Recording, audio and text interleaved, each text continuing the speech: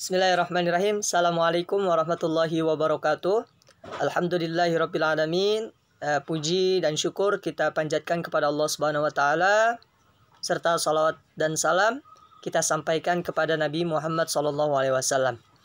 Teman-teman yang dirahmati Allah Subhanahu wa taala, tentu sudah sepatutnya kita bersyukur masih diberikan kesempatan untuk menuntut ilmu walaupun dalam pembelajaran jarak jauh. Ya, semoga Allah Subhanahu wa taala selalu memberikan kita kekuatan, keistiqomahan dalam menuntut ilmu serta kesehatan. Ya, baik kesehatan jasmani maupun kesehatan rohani. Amin amin ya rabbal alamin. Sebelum kita memulai pembelajaran, seperti biasa kita buka terlebih dahulu dengan membaca ayat Bismillahirrahmanirrahim. Bismillahirrahmanirrahim. Teman-teman yang dirahmati Allah Subhanahu wa taala, silakan dibuka buku akidah akhlaknya. Ya, kita sudah memasuki di bab yang ketiga, alhamdulillah, yaitu seputar beriman kepada kitab-kitab Allah Subhanahu wa taala. Ya, iman kepada kitab-kitab Allah. Ya. Tentu kita sebagai muslim juga seharusnya dan wajib untuk mengimani kepada kitab-kitab Allah, karena iman kepada kitab-kitab Allah ini merupakan salah satu dari rukun iman yang wajib diimani oleh seorang muslim. Ya, seperti itu. Yang ada 6. Ingat, rukun iman ada 6, sedangkan rukun Islam jumlahnya ada 5, seperti itu. Ya, tentu kitab-kitab yang diturunkan Allah Subhanahu wa taala yang diturunkan Allah Subhanahu wa taala itu ada 4 macam. Ya, kemarin Kakak sudah menjelaskan untuk yang bagian pertama dan yang kedua, yaitu seputar kitab Taurat dan kitab Zabur. Ya, bisa dilihat teman-teman di halaman 24. Di kitab Taurat dan kitab Zabur telah Kakak sampaikan bahwasanya kitab Taurat ini dirisalahkan atau disampaikan, diturunkan kepada Nabi Musa alaihissalam. Ya, seperti itu. Adapun bahasa yang digunakan di dalam kitab tersebut yaitu bahasa Ibrani. Ya, bahasa Ibrani yang mana artinya yaitu syariah atau sebuah perintah-perintah dari Allah Subhanahu wa taala. Adapun isinya, ya, isi dari kitab Taurat yaitu adalah keyakinan untuk menyembah Allah Subhanahu wa taala dan larangan untuk menyembah berhala. Jadi, pada masa Nabi Musa ini berhala-berhala itu juga seperti bangsa Arab jahiliyah, mereka menyembah berhala-berhala yang mereka buat sendiri, seperti itu. Adapun kitab Zabur yaitu diturunkan atau dirisalahkan kepada Nabi Daud alaihissalam, yang mana bahasa dari kitab Zabur adalah bahasa Kibti. Ya, adalah bahasa Kibti, yang mana isinya atau di dalam kitab tersebut ya terdapat bacaan beberapa zikir, ya, bacaan zikir atau hikmah, ya, pengajaran berisi tentang beberapa zikir, pengajaran dan hikmah, seperti itu. Dan ini berlaku ketika itu untuk Bani Israel. Ya, seperti itu. Adapun yang akan kita pelajari yaitu seputar kitab Injil, dan yang keempat yaitu kitab kita sebagai umat muslim, yaitu kitab Al-Quran. Yang pertama Kakak jelaskan terlebih dahulu kitab Injil. Ya, kitab Injil dirisalahkan atau disampaikan atau diturunkan kepada Nabi Isa alaihissalam. Sebagaimana firman Allah Subhanahu wa taala, Kakak bacakan terlebih dahulu. A'udzubillahi minasyaitonirrajim. Bismillahirrahmanirrahim. Wa qaffayna ala atharihim bi Isa bin Maryam musaddiqan lima baina yadayhi minat Taurat wa atainahu al-injila fihi hudaw wa nuru wa musaddiqan lima baina yadayhi minat Taurat wa hudaw wa mau'izatan lil muttaqin. Yang artinya, kami iringkan jejak mereka, yaitu Nabi Bani Israel dengan Isa putra Maryam, membenarkan kitab yang sebelumnya yaitu Taurat, dan kami telah memberikan kepadanya kitab Injil, sedangkan di dalamnya ada petunjuk dan cahaya yang meneranginya.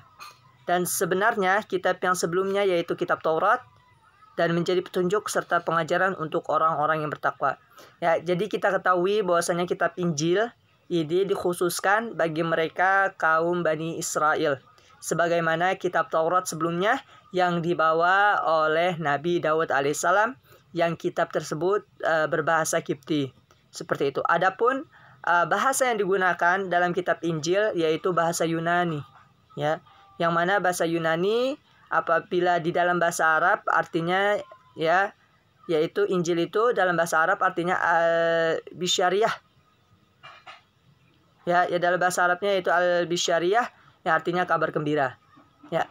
Ya, karena mengapa dikatakan kabar gembira? Karena di dalamnya terdapat pedoman, ya, hidup bagi mereka kaum Bani Israel yang berisi tentang ajaran-ajaran yang benar, ya, serta memperkuat atas ajaran-ajaran yang terdapat dalam kitab-kitab sebelumnya.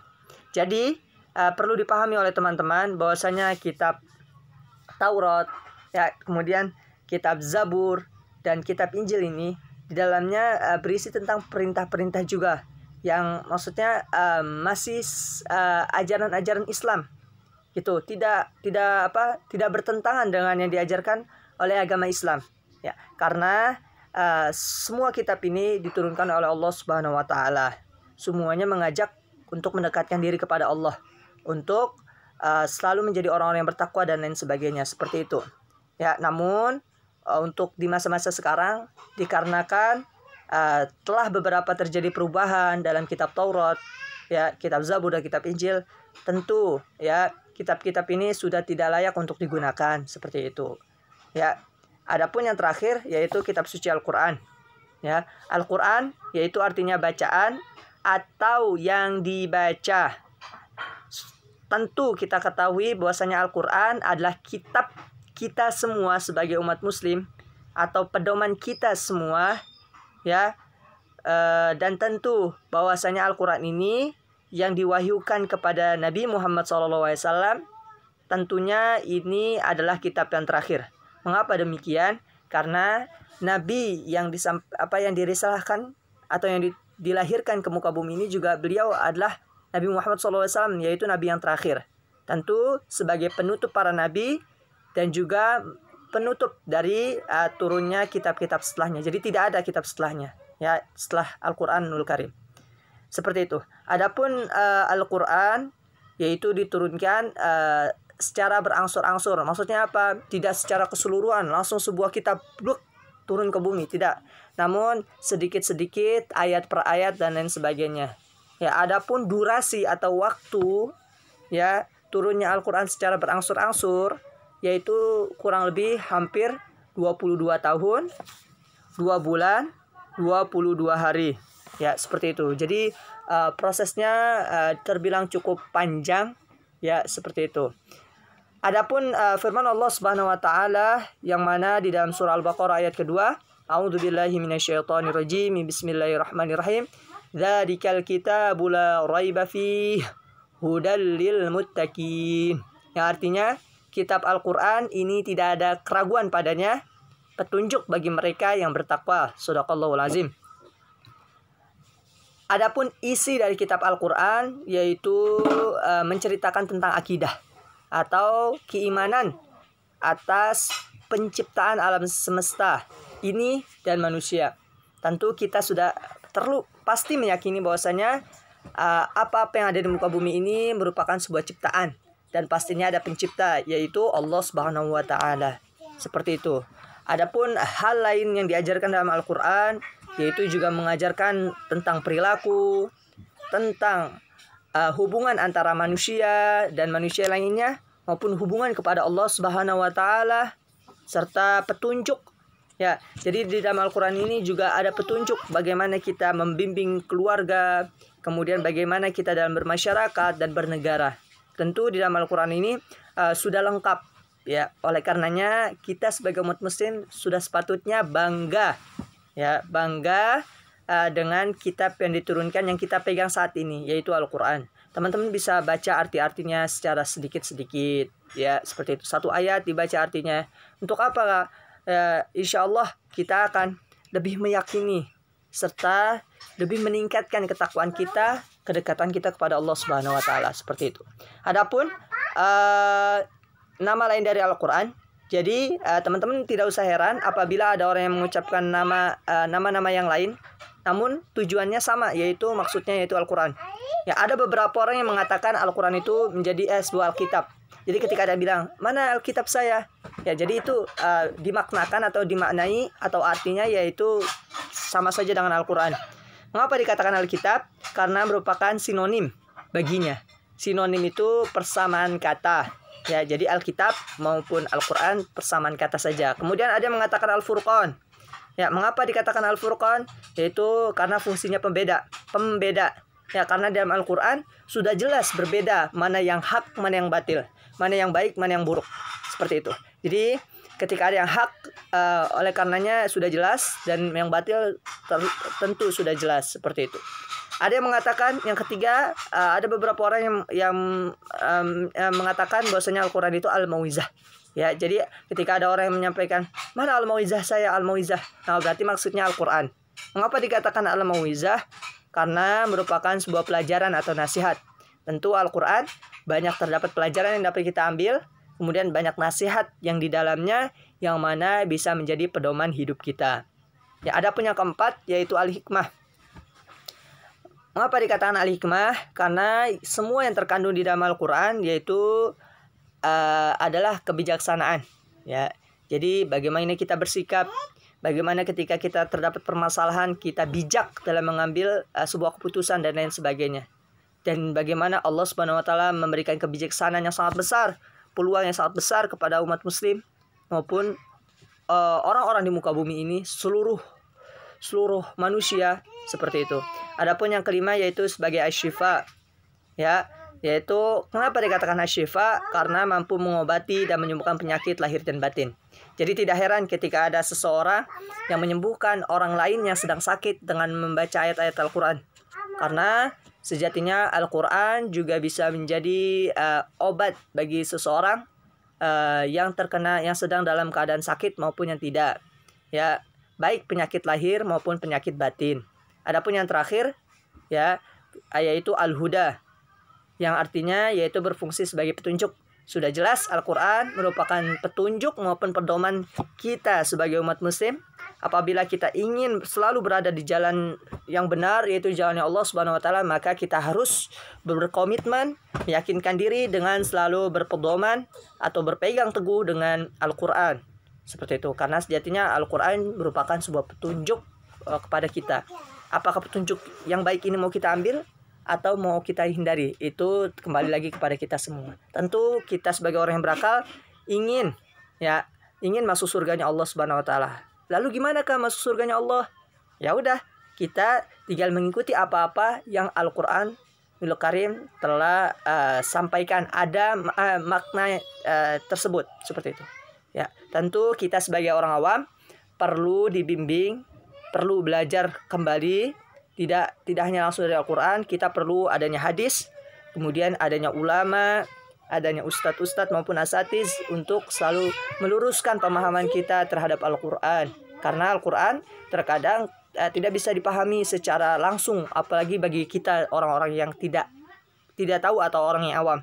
Perlu adanya bimbingan, pengajaran dari orang-orang yang lebih berpengalaman dan orang-orang yang lebih berilmu, seperti itu. Adapun ini untuk nama-nama Al-Quran. Adapun di luar ini tentu masih ada beberapa nama lain dari Al-Quran yang kita pelajari, hanya 6. Seperti itu. Sedikit catatan buat teman-teman bahwasanya kitab Taurat, Zabur, Injil dan Al-Quran memiliki perbedaan. Perbedaannya di apa, Kak? Kitab Taurat ya itu diturunkan hanya untuk suatu kaum. Ya, hanya diturunkan untuk suatu kaum, suatu kelompok. Adapun kitab Zabur sama, yaitu diturunkan hanya untuk suatu kaum atau suatu kelompok pada masanya. Adapun yang ketiga yaitu kitab Injil sama, yaitu diturunkan pada suatu kelompok maupun suatu kaum pada masanya saja, yaitu dan pada kelompok Bani Israel tentunya. Ya. Adapun Al-Quran memiliki perbedaan. Al-Quran akan berfungsi dan berguna seumur hidup, selama kita masih dalam berkehidupan, selama kita masih bernafas. Ya, jadi Al-Quran ini untuk seluruh manusia, bukan untuk suatu kelompok. Ya, dan Al-Qur'an juga ya terus berfungsi hingga akhir hayat, hingga hari kiamat nanti. Seperti itulah yang membedakan antara kitab-kitab yang lain dengan kitab Al-Qur'an. Tentu Al-Qur'an memiliki keutamaan yang banyak, apalagi isi dalam Al-Qur'an ini sudah mencakup dalam segala hal. Jadi bagi teman-teman yang bagaimana sulit dalam mendapatkan rezeki dan lain sebagainya, teman-teman bisa baca arti-arti yang dalam memahami maksud yang ada dalam Al-Qur'an, karena di sana sudah banyak solusi yang telah diberikan oleh Allah Subhanahu wa taala. Ya, tinggal kita mau mengambilnya atau tidak, seperti itu. Dan banyak juga keutamaan lainnya apabila kita dekat dengan Al-Qur'an. Tentu Allah Subhanahu wa taala akan mengangkat derajat kita. Apalagi jika kalian menjadi penghafal Al-Qur'an, kalian akan diberikan mahkota, ya, kebanggaan, mahkota kepada kedua orang tua kalian dan kepada sanak keluarga kalian juga. Dan termasuk orang-orang yang beruntung tentu apabila kalian menjadi bagian dari para penghafal Al-Qur'an. Oleh karenanya tetap semangat ya teman-teman untuk pelajaran tahfiznya, ya, karena itu salah satu modal kalian untuk kehidupan, ya, baik di dunia maupun nanti di akhirat, menjadi tambahan amal ibadah. Kurang lebihnya kakak mohon maaf, kakak kira cukup kita sampai di sini pembahasan kita seputar kitab-kitab yang diturunkan oleh Allah Subhanahu wa taala. Kurang lebihnya kakak mohon maaf apabila ada kata-kata yang salah datangnya dari kakak, apabila ada yang benar itu datangnya dari Allah Subhanahu wa taala melalui lisan kakak. Wabillahi taufiq wal hidayah. Marilah kita tutup dengan membaca ayat alhamdulillahirabbil alamin. Alhamdulillahirabbil alamin. Assalamualaikum warahmatullahi wabarakatuh.